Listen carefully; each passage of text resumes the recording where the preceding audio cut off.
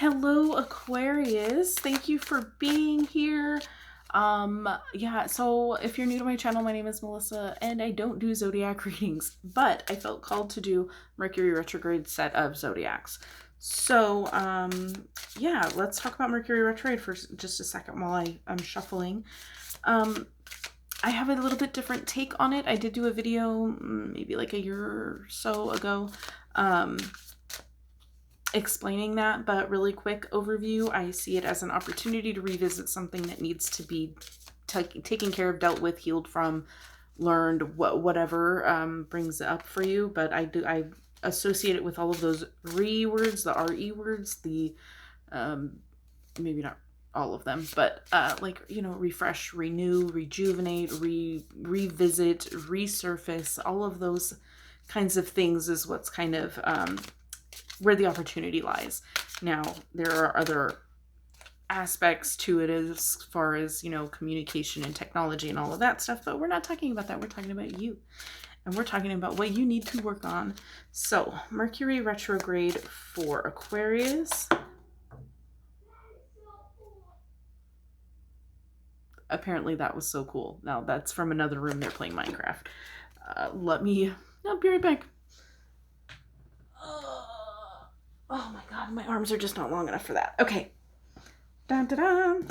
We have the 8 of Cups and the 2 of Swords. I'm going to pull that because I flipped it over. The 2 of Discs as well. So, funny, the first card has... Oh, come on. Maybe if my face isn't showing. Like. Retreat. Okay. The first one, let's refocus. Hi, there I am. So we have retreat, one of the words. What is my thing doing? Okay, whatever, it's fine. As long as it's still recording, we're good. I hope you don't need to see me. The 8 of Cups, the 2 of Swords, and the 2 of Discs. Retreat, decisions, and change. Okay, so I feel like what's kind of surfacing to be dealt with is a decision whether or not the two twos are about making decisions, weighing your options. Do I go this way? Do I go that way? And I feel like this may have been part of this retreat here is one of the options. So yeah, let's get into a little bit deeper. I kind of feel like that's what's resurfacing here is maybe a decision that you never made, or a decision that has been made that you need to revisit, rethink, or reassess. But let's see. Let's clarify this 8 of Cups, please. 3 of Cups. Ace of Cups. All cups. Okay. So...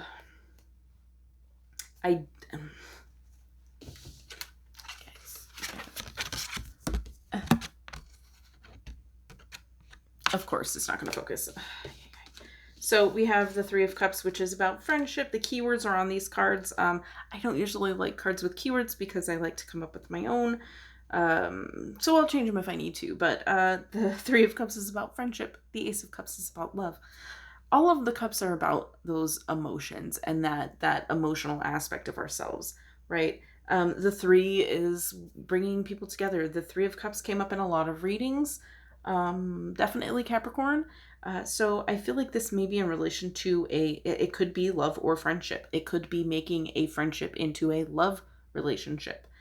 That could be the decision. But we have these cards clarifying the 8 of Cups, which is about like leaving something behind that you've invested in emotionally.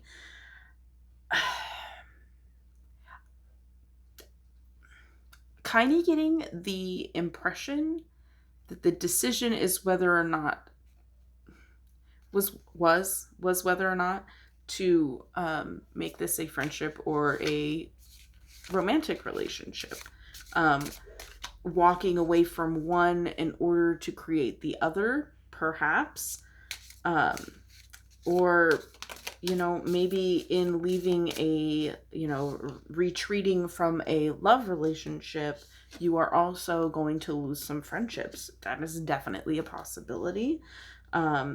If you're in like a tight-knit group and you're in a relationship with one person, a lot of times, the rest of the group takes sides. That's what happens. So it could be why this decision was so, I feel like, difficult to make. But yeah, I feel like that's why that Eight of Cups is there, is because it's, which one are you walking away from? If you walk away from one, are you walking away from both? That's kind of the question.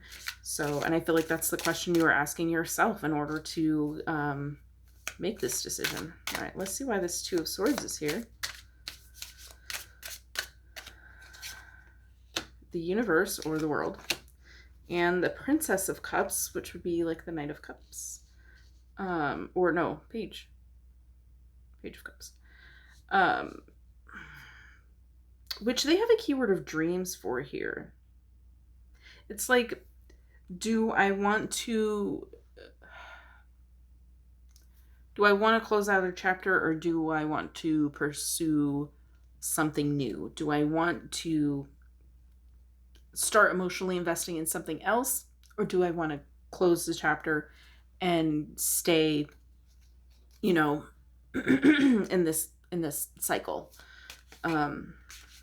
So yeah, I feel like it's a distinct possibility that this is somebody that you have romantic feelings for, that is in a friend group, or you did progress that, and so now you're kind of wondering if that was the right decision. So this is kind of like the thought processes that are resurfacing here. So let's see why this Two of Discs is here. The Tower and the Devil.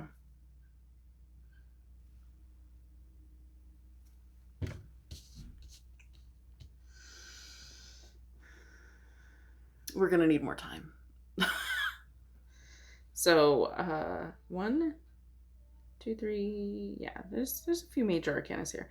So, I feel like a decision was made. Like, you made a decision to make a move on somebody that you considered a friend, and you wanted to make it into a romantic. Now, it could be the other way around. It could be somebody you were romantically involved in, and you realized that it wasn't quite going to work out that way, but you guys were still good friends, and you were able to maintain that.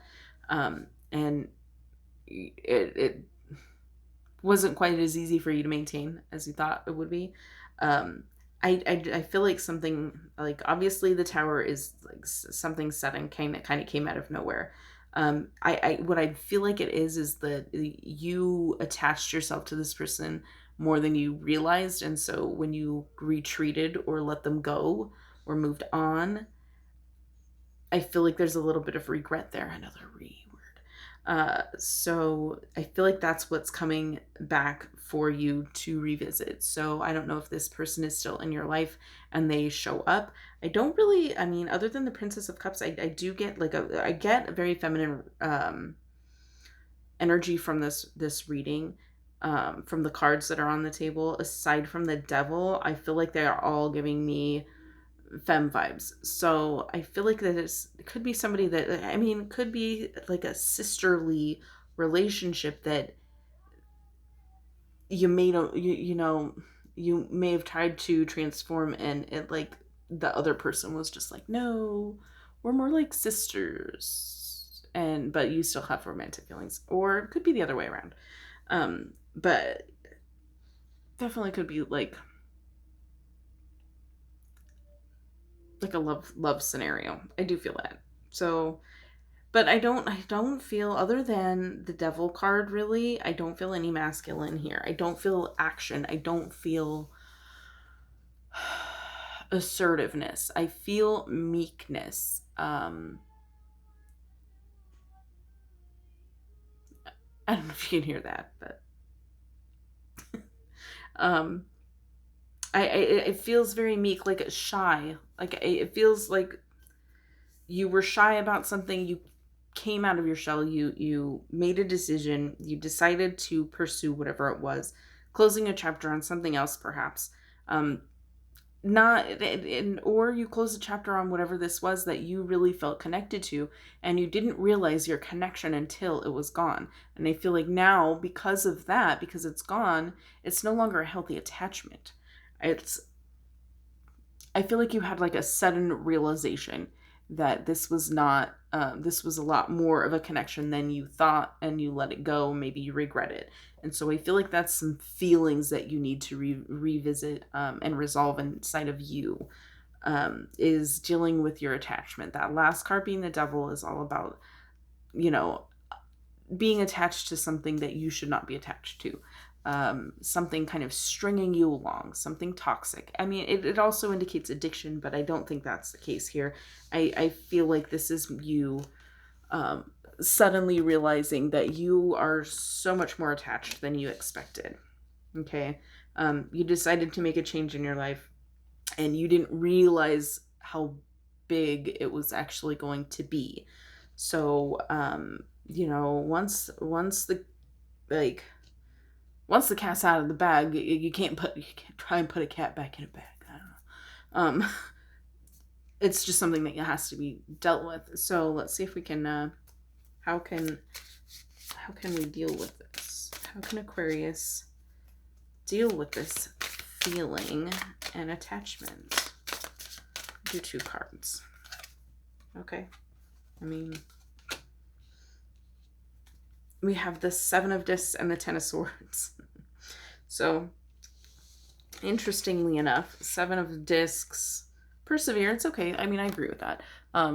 Look at the imagery. And we have the Universe card here, which would be the world. I feel like there's a progression. You have to start at the root and work your way up. It feels like the chakras, you know, the image representing chakras, or moving from, you know, base instincts into higher vibration experiences. Also, we have the 10 of Swords, which is just done, just done. How can you deal with that? I feel like this is trying to tell us that you just need to. I kind of feel like this person is still in your life, and you're like, it's just sucking for you to see what you not lost, but what you gave up. It's like you donated your favorite toy, but then, you know, your friend bought it at the Goodwill, and so now you get to see your friend play with your favorite toy. You know what I mean? It's kind of the impression that I'm getting. You didn't realize how attached you were until you gave it up. You don't know what you lost until it's gone, I guess, kind of like that. But not exactly.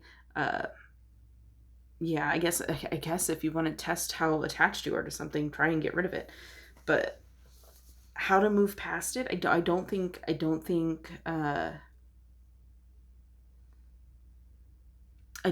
moving forward is going to help. I feel like you need to close the chapter. You need to maybe have a discussion again with the Swords, communicating your feelings, that, you know, maybe this person's still in the same boat as you and just is afraid to say something. So I feel like communicating is going to be super important with this. But you have to start at the root, and I feel like that is you dealing with your feelings, working through what they really are, where they come from, and is it really tied to this person, or is it you? And I feel like if you come to the realization that it really is this person, that you're tied to this person, and that it's only unhealthy because you feel like you let it go and you're feeling that loss and despair, and that maybe you could work through something, you need to communicate it with that person. That's what I feel like. So communication, revisiting old things, it may not be bad. It may work out for the better. Let's get 1 card for outcome, just for shits and giggles. All right, so if Aquarius communicates with their feelings with this person, what happens? You get a new start. It's a Death card, okay? The Death card is closing a chapter to open a new one. It's a new start. It's a renewal. It's a renewal. No, you're not going to die. That's not what it means.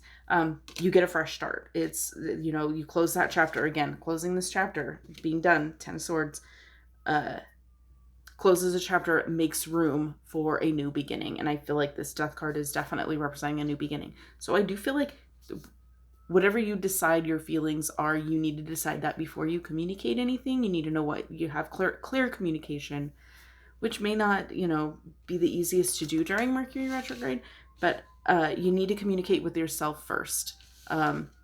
Know what your feelings are before you try and communicate them with someone else. And honestly, also do not expect them to be ready to communicate back, because you took the time to plan out your words and what you're going to say and all of that stuff, and to sort through your feelings first. So give them the same grace that you've given yourself. Give them this space to process before you expect any type of response. Okay, so that's what we have for your Mercury retrograde. I hope that resonates. If you want to subscribe, if you're feeling the vibe and you want to subscribe, head over to the channel and see if you really like what I'm putting out, because, you know, I want you to know what you're in for. So thank you so much for watching, and have a blessed day.